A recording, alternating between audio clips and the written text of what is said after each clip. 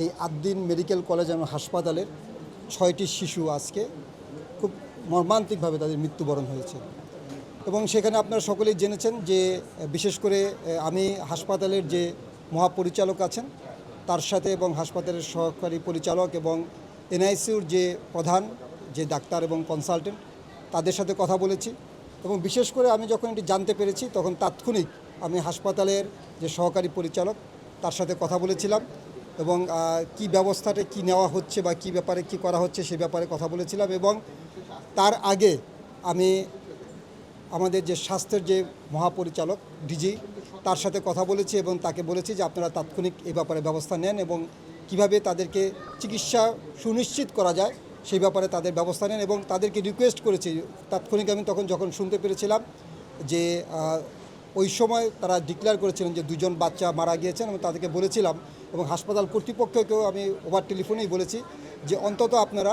যারা মারা গিয়েছেন তাদের পরিবারের প্রতি সহমর্মিতা প্রকাশ করে তাদেরকে যেন বিল মওকুফ করে দেওয়া হয় এবং তাদেরকে যেন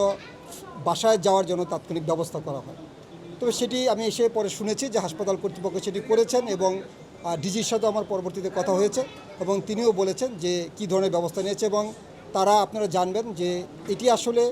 তদন্ত সাপেক্ষে একটি ব্যাপার এবং এই ব্যাপারে কমেন্ট করতে গেলে মন্তব্য করতে গেলে যে তদন্তটি হচ্ছে সেই তদন্তকে আসলে ভায়োলেট করা হয় এবং সেই জন্য আমি মনে করি সেটি সেই সম্পর্কে কোনো কমেন্ট না করে, যেহেতু আপনারা জানেন যে অলরেডি 3 সদস্যের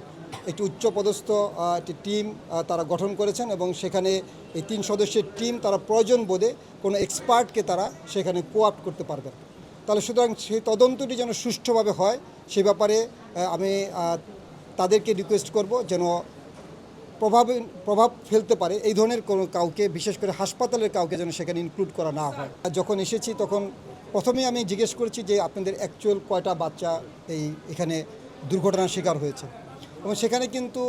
আমি দেখেছি যে 5জন মায়ের আমাকে যে কাগজপত্র তারা দেখিয়েছেন তাতে দেখা গিয়েছে যে 5জন মায়ের 6টি বাচ্চা, কারণ একজন মায়ের টুইন বেবি ছিল। তাহলে সেই হিসাবে তাদের 6টি বাচ্চা সেখানে তারা গিয়েছে এবং প্রথমেই কিন্তু তারা যখন আমি পুঙ্খানুপুঙ্খ যেখানে বাচ্চাদের চিকিৎসা হয়েছে বিশেষ করে যে এনআইসিউতে, সেই এনআইসিউতে আমি ভিজিট করেছি এবং সেই এনআইসিউতে আমি দেখে এসেছি এবং যেই পোস্ট অপারেটিভ যে ওয়ার্ডে যে দুর্ঘটনাটি ঘটেছে সেখানে আমি অলরেডি যেয়ে দেখি যে সেখানে সিলবদ্ধ এবং সেটি এই জন্য আমি বললাম যে তদন্তটি যেহেতু সিআইডি টিম দেখে গেছেন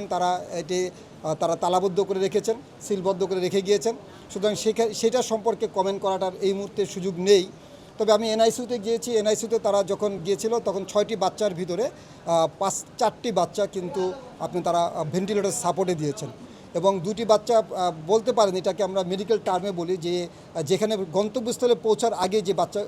যাদের মৃত্যুবরণ করে তাদেরকে আমরা বলি সাধারণত ব্রড ডেড। তাহলে সেই অবস্থায় 2জন বাচ্চাকে তারা ভেন্টিলেটর সাপোর্টে দেওয়ার মতো সেই সুযোগ ছিল না এবং 4জনকে যেহেতু সাপোর্টে দেওয়ার সুযোগ ছিল তারা 4জনকে তাৎক্ষণিক ব্যবস্থা নিয়েছেন। এবং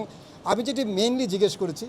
যে সেখানে আপনাদের পর্যাপ্ত ডক্টর ছিল কিনা, যেটি আপনার খুব ইম্পর্টেন্ট, এবং তারা বলেছেন যে তাদের 8জন চিকিৎসক ছিলেন এবং কনসালটেন্ট, দায়িত্বপ্রাপ্ত কনসালটেন্ট ছিলেন এবং যে পরবর্তীতে যে কনসালটেন্ট ছিলেন তার সাথেও আমি কথা বলেছি।